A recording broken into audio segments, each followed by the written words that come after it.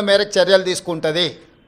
ముందుగానే ఊహించుకొని లేకపోతే ఎవరో ఒకరు ఏదో ఒకటి అల్లర చిల్లర మాటలు మాట్లాడితే వాటి మీద ప్రభుత్వం స్పందించదు. ప్రభుత్వానికి నిర్దిష్టమైన విధి విధానాలు ఉంటాయి. ఆ నిర్దిష్టమైన విధి విధానాలకు లోబడి మాత్రమే ప్రభుత్వం చర్యలు చేపడుతుంది.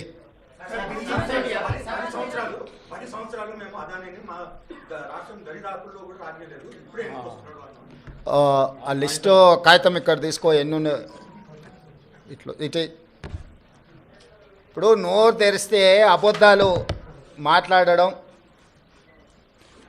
ఇది అదాని పక్కలు ఉన్నాయని ఎవరు ఈయన పేరు గుర్తుపడతావా? ఏం పేరు ఈయన పేరు?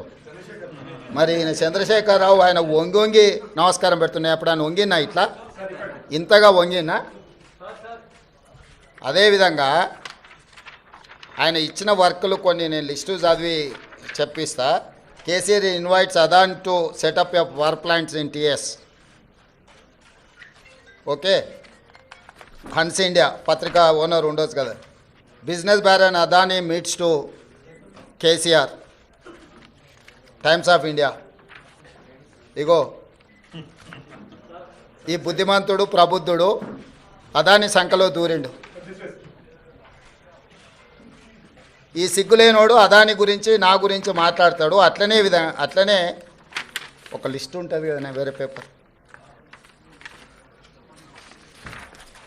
ఇంత ఉందా, 12-13 లిస్టు ఉంటుంది చూడు. ఒకటి నేను ఆ లిస్టు చదివి వినిపిస్తాను నీకు.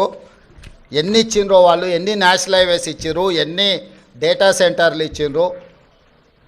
ఒకవేళ సిద్ధంగా ఉన్నాడు ఆయన ఇచ్చిన అన్నిటి మీద విచారణకు, మళ్ళీ విచారణ ఏంగానే చూసిరా నా మీద కేసులు పెడుతురని ఒకలా ఏడుపులు ఏడుస్తుంటాడు. పెట్టూరి జైలుకు పోతానే ఆయన్నే అంటాడు. ఎప్పుడెప్పుడు జైలుకు పోదామా, జైల్లో పోయి ఉందామా అని. ఆయన ఏమనుకుంటున్నట్టు నిన్నవానేదో పేపర్లో చూసిన జైలుకు పోయిన వాళ్ళు అందరూ అయిండ్రానా? ఆ లెక్కన ముందుగాల వాళ్ళ చెల్లెలు పోయింది. మరి ఆల్రెడీ వాళ్ళ చెల్లెలు జైలుకు పోయి వచ్చింది. అట్లా కూడా ఈయనకు అవకాశం లేదు కదా. ఆ ఛాన్స్ ఒకవేళ తీసుకుంటే కేసీఆర్ ఫ్యామిలీలా ఆల్రెడీ వాళ్ళ చెల్లెలు జైలు పోయి వచ్చింది. ఆ ఛాన్స్ ఆల్రెడీ వాళ్ళ చెల్లెలు కొట్టేసింది. ఆ ఫ్యామిలీలో ఉన్న పోటీని తట్టుకోలేక. కాబట్టి ఇట్లాంటి చిల్లర ఆలోచనలు మానాలి. 10 ఏళ్ళు మంత్రి చేసినోడు, అమెరికాలో చదువుకొచ్చినోడు, కొంచెమన్నా జ్ఞానంతో కొంచెమన్నా ఆలోచన విజ్డమ్ వాడాలి కదా. ఆ విజ్డమ్ వాడకుండా అన్ని చిల్లర మాటలు మాట్లాడుకుంటా Adani Elbit Systems defence unit at Mamidipalli operational BRS టైంలో ఇచ్చిండ్రు. అదేవిధంగా missile cell manufacturing unit at Mamidipalli under construction BRS ఇచ్చింది. Microsoft data centre at Ellikatta BRS ఇచ్చింది. అదేవిధంగా 3 national highway projects, Khammam to Suryapet national highway, Mancherial to Repallewada national highway, Khammam to Kodad national highway BRS ఇచ్చింది. 750 kV transmission line project BRS ఇచ్చింది. ఇన్ని ప్రాజెక్టులు BRS ఇచ్చి ఈరోజు same counter drone manufacturing unit at Mamidipalli BRS ఇచ్చింది. ఇన్ని ప్రాజెక్టులు బీఆర్ఎస్ అదానికి ఇచ్చి అదానితో అంటగాగి అదాని దగ్గర కమిషన్లు మెక్కి నేను చేసిన ప్రయత్నం అదాని సిఎస్ఆర్ ఫండ్స్ నుంచి తెలంగాణ నిరుద్యోగ యువకుల కోసం వాళ్ళ భవిష్యత్తును నిర్మించడం కోసం ఆలోచన చేసి యంగ్ ఇండియా స్కిల్స్ యూనివర్సిటీకి లక్షలాది తెలంగాణ నిరుద్యోగ యువకులకు ప్రయోజనం చేకూర్చే విధంగా సిఎస్ఆర్ ఫండ్స్ కింద 100 కోట్లు తీసుకొస్తే అది రాష్ట్రానికి ప్రయోజనం. కేసీఆర్ లాగా అదాని నుంచి అప్పనంగా నిధులు మా కుటుంబానికి కొట్టేయలే. ఇన్ని ప్రాజెక్టులు ఇచ్చిండు. ఈ ప్రాజెక్టులు అన్నీ ఇచ్చినందుకు కేటీఆర్ను ప్రాసిక్యూట్ చేయాలనా? అదానిని కేసీఆరే కలిసిన కేటీఆర్ అనే కాదు. దీనికి ఏం సమాధానం చెప్తాడు? సో ఏది పడితే అది మాట్లాడితే చెల్లుద్ది. ఎన్ని చిల్లర మాటలైనా మాట్లాడతాం. మాకు అధికారం కోల్పోతే మేము సహనం కోల్పోయినామని 2023లో అధికారం కోల్పోయారు. 2024 జూన్లో డిపాజిట్లు కోల్పోయారు. ఇప్పుడు మెదడు కూడా కోల్పోయారు టీఆర్ఎస్ వాళ్ళు. సో మెదడు కోల్పోయిన మాటలు మాట్లాడితే దానికి ఇంకా మనం ఏం సమాధానం చెప్తాం? రాహుల్ నువ్వు నువ్వన్నా చెప్పాలి కదా కొంచెం అప్పుడప్పుడు. क्या दबाव रहा, कोई दबाव रहा राहुल गांधी जी के स्टेटमेंट के बाद जो आया, जो कुछ हुआ, या फिर अपोजिशन की तरफ से जिस तरीके से विपक्ष की तरफ से आपके ऊपर आरोप लग रहे हैं, क्या बदलाव आया जिसकी वजह से इन 3 दिनों में फैसला लिया? बदलाव नहीं है, ये कंट्रोवर्सीज में मैं जाना नहीं चाहता हूँ, क्योंकि अदानी ग्रुप से मैं किसी पार्टी के लिए, हमारे कांग्रेस पार्टी के लिए नहीं तो हमारे परिवार के लिए एक पैसा नहीं लिए। जो तेलंगाना राज्य सरकार ने जो कदम उठाया निरुद्योग युवता के लिए, यंग इंडिया स्किल्स यूनिवर्सिटी, क्योंकि लाखों के युवता आज without any skill they are not getting any employment, so I wanted to teach my students skill. उसी के लिए CSR corporate social responsibility funds हम अदानी से 100 crore in principle we have taken a letter. अभी तक एक पैसा भी हमारे तेलंगाना सरकार के खाता में नहीं आया। तो इसीलिए ये कंट्रोवर्सी में बगल के राज्य में कुछ करप्शन, बगल के देश में कुछ करप्शन, ये सब करप्शन के बारे में जब चर्चा हो रहे थे तब तेलंगाना के चर्चा मुझे अच्छा नहीं लगा, क्योंकि हम नियत से सरकार चला रहे, नियत से चलाने के लिए हम लोग कोशिश कर रहा है।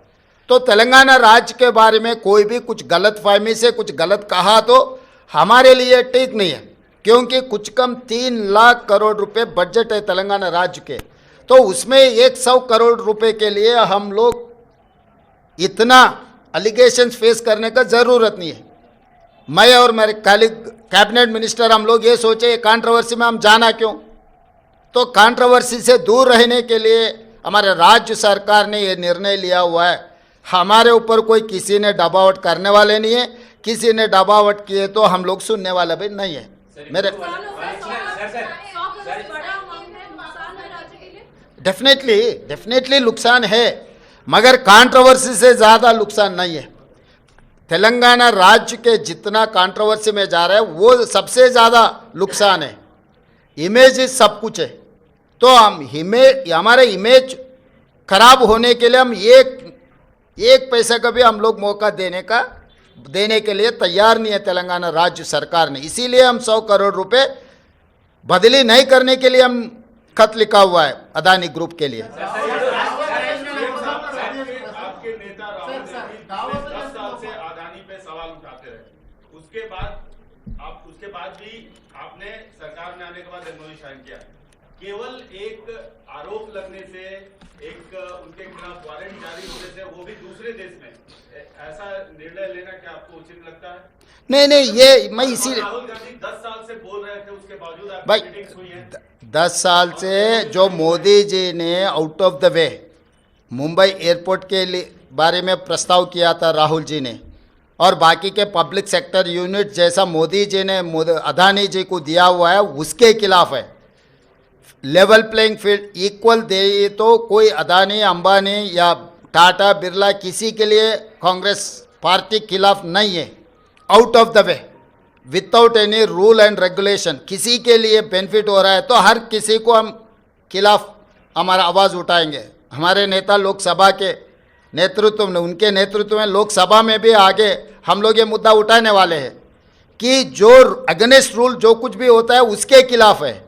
कोई किसी इन्वेस्टमेंट के लिए नहीं तो किसी फर्म के लिए, किसी कॉरपोरेट कंपनी के खिलाफ नहीं है हम लोग, क्योंकि हम लोग 50 साल के ऊपर हम सरकार चलाए, हम लोग लिबरलाइजेशन पॉलिसी लाए, हम लोग MNC इन्वेस्टमेंट लाए इस देश में, तो हम लोग इन्वेस्टमेंट्स के खिलाफ नहीं है। जो रूल के खिलाफ जो कार्रवाई चल रहा है, रूल के खिलाफ जो इन्वेस्टमेंट दे रहा है, जो सरकार के प्रॉपर्टीज पल्ली बटानी जैसा दे रहा है, ऐसे मुफ्त में जो दे रहा है, उसके लिए खिलाफ है राहुल गांधी और कांग्रेस पार्टी। तो जब मेरा नेता जो आवाज़ उठाएंगे, मेरे नेता के साथ चलने का जिम्मेदारी मेरा है। इसीलिए मेरा नेता जो बात उठा रहा है, बार बार मेरे नेता राहुल गांधी जी ने जो कह रहा है, उनके साथ में कदम कदम चलाने का मेरी जिम्मेदारी है।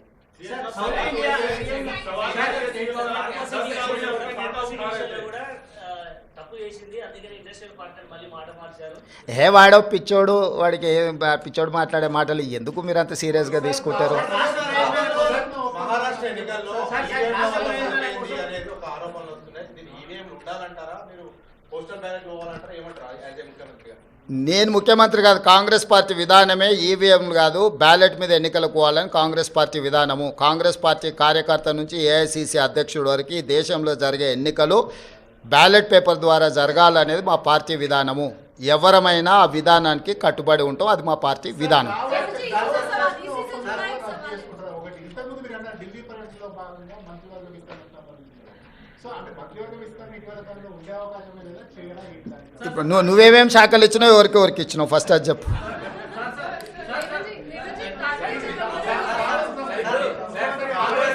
కొన్ని వివరాలు బయట పెట్టి విచారణ చేయమంటారా అని అంటున్నారు. వాళ్ళు చేయమంటేనే చేస్తారు సార్. ఇంతకుముందు చేసిన విచారణలన్నీ కూడా వాళ్ళు చేయమంటేనే చేశారా? వాళ్ళు అడుగుతూనే చేసినాం కదా, అసెంబ్లీలో వాళ్ళే అడిగినారు కదా, విచారణ చేయండి మీకు దమ్ము ఉంటాయని వాళ్ళు సవాల్ విసిరినందుకే కదా. సాగునీటి పారుదల దాంట్లో వాళ్ళే సవాల్ విసిరినరు, దీంట్లో వాళ్ళే సవాల్ విసిరినరు, విద్యుత్ దాంట్లో. ఇప్పుడు కూడా మిగతా దాంట్లో కూడా నన్ను పోలీస్ స్టేషన్లో పెట్టమని ఆయన్నే అడుగుతున్నాడు. సో ప్రతిపక్షానికి ఇవ్వాల్సిన గౌరవం మేము ఇవ్వాలి కదా, అడిగినప్పుడు చేయకపోతే బాగుండదు కదా.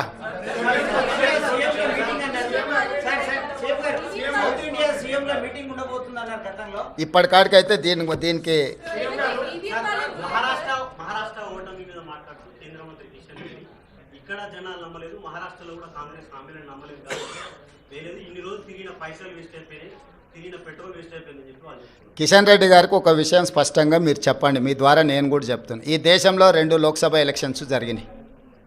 లోక్సభ ఎలక్షన్లు అనేటివి ప్రధానమంత్రికి సంబంధించిన ఎన్నికలు. ఒకటి కేరళ వాయనాడులో ప్రియాంక గాంధీ, 2 నాందేడ్లో మహారాష్ట్ర. మహారాష్ట్ర మేము గెలిచినామని గొప్పలు చెప్పుకొని జబ్బలు జరుచుకుంటున్నాడు కిషన్ రెడ్డి అక్కడ. ఈ 2 పార్లమెంట్లల్లో నరేంద్ర మోడీని ఓడించి అక్కడి ప్రజలు రాహుల్ గాంధీ నాయకత్వాన్ని, మల్లికార్జున్ ఖర్గే నాయకత్వాన్ని బలపరిచినరు.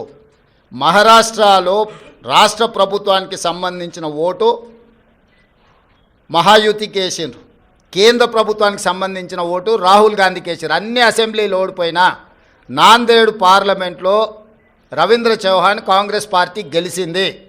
దీన్ని బట్టి నరేంద్ర మోడీ నాయకత్వాన్ని, ఆ మంత్రివర్గంలో పనిచేస్తున్న కిషన్ రెడ్డిని చీదరించుకున్నారు, చీకొట్టిరు మహారాష్ట్ర ప్రజలు. కేరళలో రాహుల్ గాంధీ గారికి వచ్చిన మెజారిటీ కంటే ప్రియాంక గాంధీ గారికి ఎక్కువ మెజారిటీ వచ్చింది. ఓటింగ్ పర్సంటేజ్ రాహుల్ గాంధీ గారు పోటీ చేసినప్పుడు 75%, ప్రియాంక గాంధీ గారు పోటీ చేసినప్పుడు 65%. రాహుల్ గాంధీ గారికి 3,64,000 మెజారిటీ వస్తే ప్రియాంక గాంధీ గారికి 4,10,000 మెజారిటీ వచ్చింది. అంటే మోడీ నాయకత్వాన్ని కేరళ తిరస్కరించడమే కాకుండా మహారాష్ట్రలో అద్భుతమైన విజయం సాధించినని గొప్పలు చెప్పుకుంటున్న బీజేపీని పార్లమెంటులో, నాందేడ్ పార్లమెంట్లో ఎక్కడైతే ఉత్తమ్ కుమార్ రెడ్డి గారు ఇన్ఛార్జిగా వ్యవహరించారో ఆ సీటు కాంగ్రెస్ పార్టీ గెలిచింది. ఈ మాత్రం ఇంగిత జ్ఞానం కూడా బీజేపీ నాయకులకు, ముఖ్యంగా కిషన్ రెడ్డి గారికి లేకపోవడం, అలాంటి ఇంగిత జ్ఞానం లేని వ్యక్తిని కేంద్ర మంత్రిగా చేయడం అనేది మన దురదృష్టం. కాబట్టి కేంద్రము రాష్ట్రము 2 వేరు. రాష్ట్రానికి సంబంధించిన తీర్పు ప్రజలు ఒక రకంగా ఇచ్చారు, కేంద్రానికి సంబంధించిన తీర్పు ఇంకొక రకంగా ఇచ్చారు. కర్ణాటకలో 3 అసెంబ్లీ ఎన్నికలు జరిగితే 3 బీజేపీ అత్తా లేదు పత్తా లేదు కాంగ్రెస్ పార్టీ గెలిచింది.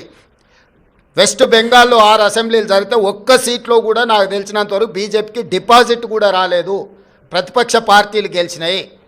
ఈ రకంగా దేశంలో ఏ కొనను చూసినా మోడీ నాయకత్వాన్ని తిరస్కరించిన విషయాన్ని కప్పిపుచ్చుకోవడానికి మహారాష్ట్రలో మీ ప్రభుత్వం ఉంది, మీ ప్రభుత్వం ఏర్పడ్డది. జార్ఖండ్లో మా ప్రభుత్వం ఉంది, మా ప్రభుత్వం ఏర్పడ్డది. మహారాష్ట్రలో మీకు కొన్ని సీట్లు పెరిగినాయి, జార్ఖండ్లో మాకు కొన్ని సీట్లు పెరిగినాయి. ఇందులో ఏంది గొప్ప, ఏంది వాళ్ళు సాధించింది? ఎందుకు సంబరాలు చేసుకుంటారో నాకైతే అర్థం కాలే.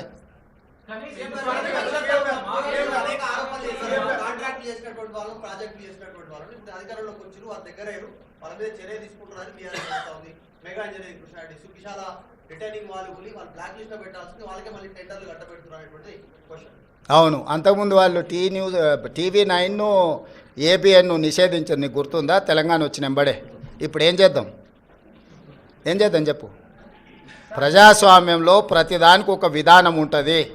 వాడెవడో ఎల్లయ్య పుల్లయ్య బోడిగాడు ఏదో చెప్పిండని చెప్పి అట్లా వ్యవహరించదు ప్రభుత్వం. ఏది వ్యవహరించాలన్నా రాజ్యాంగ పరిధికి లోబడే వ్యవహరిస్తుంది. ఇవాళ విచారణ వచ్చిన దానికి విచారణ ఎదుర్కోకుండా ఏందేందో వాదనలు తీసుకొస్తారు. ఒకటి పిచ్చిగా ఒకటి క్లారిటీ పెట్టుకో, సైకోరామ్ అంటే తెలుసు కదా, అంతే. ఇక ఆయన పరిస్థితి ఆయనకే అర్థం కావట్లేదు. ఆయన పక్కలో ఉన్న వాళ్ళే పక్కకు వచ్చి ఫోన్ చేస్తారు, అన్న ఇటు పిచ్చిలేసినట్టుంది ఏందేదో మాట్లాడుతుండు. కాబట్టి ఇప్పటి నుంచి సైకోరామ్ అని ఫిక్స్ అయిపో. Thank you. सीएम साहब